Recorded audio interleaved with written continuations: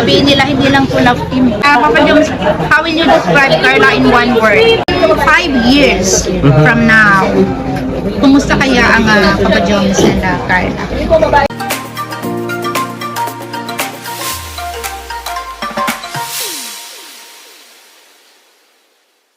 Ganyan si Kalinga Jomar ka-approachable, friendly, madali po siyang madali siyang ma-approach, walang tagatol-gatol na yes. Yeah, thank you so much.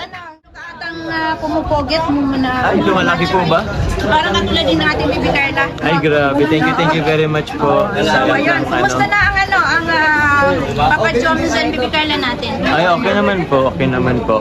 Tumatatag. Hindi may usap minsan may tumpuhan, pero okay lang din naman sila. Yeah, okay That's lang. life. Para sa akin, Papa Joms, yung tampuhan na yun, mas lalo kayo yung Yun nga po yun yung mga kung ba't nagiging matatag ang isang magkakaroon. Kasi yun po yun. So, syempre, napakarami yung mga nag-wish and parang ang ibig sabihin nila, hindi lang full of team. Talagang papunta na doon sa Sumusunod lang kami sa agos ng panahon. And syempre, intindihan naman natin po, si Carla po ay nag-aaral pa. So, first year college pa lang. So, patagal-tagal pa. Pero, tinan po natin. Ano naman, tawag niyan? Prepare na lang. Prepare na lang. So, preparing for the near future, di ba? Near future, yes. So, ayan, Papa Joms, how will you describe Carla in one word? One word? God-fearing na lang. Kasi kung physical kasi maganda. Given naman na kasi yun. Siguro God-fearing na lang. Or family-oriented, siguro yun na lang. Kasi kapag sinabing God-fearing, talagang napakabuting tao yan. Diba? May takot sa Diyos. Opo.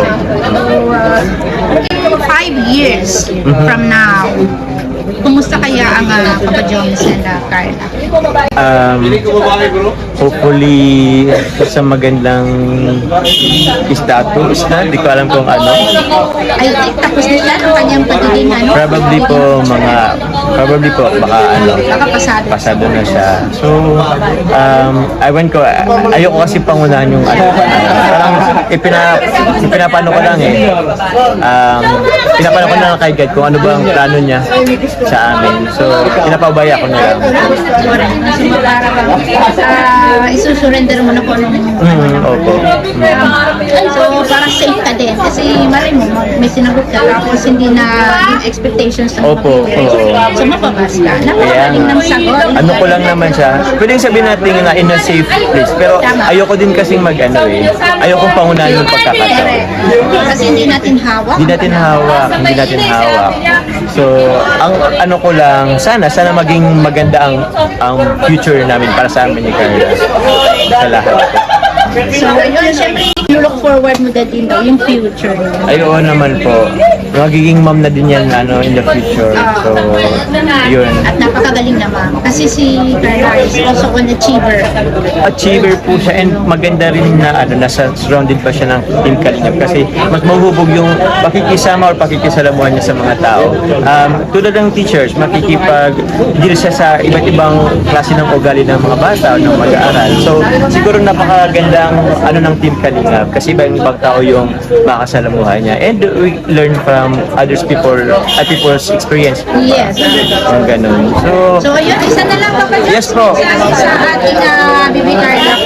Yun kay Carla, syempre, alam ko mahusay ka sa pag-aaral. Pag-usayin mo pa, dito lang naman ako, kaming Team Kalingap sa pag-support ko sa iyo, pag-guide, and also always thank God sa lahat ng iyong ginagawa. And yun, yung mga basing, hayaan mo na lang sila. Sana, gusto ko alam mo kung ano bang focus mo. Huwag kang masyadong makinig sa mga sinasabing negatibo sa ibang tao. Kasi baka, yun na nga, talagang sinasabi ko, baka wala kang magawa kung patuloy mo silang pakinggan. Pakinggan mo na kung ano nasa gusto mo, kung ano nasa puso mo. Kasi ikaw din naman yan sarili mo naman, kumbaga, you create your own future, parang gano'n. So, yun. Huwag magpa-apekto. Although sometimes, makaka-apekto talaga. Hindi maiwasan. Pero, tuloy lang kung anong goal mo. Tuloy lang. So, Ayan, sige. Maraming salamat. thank you.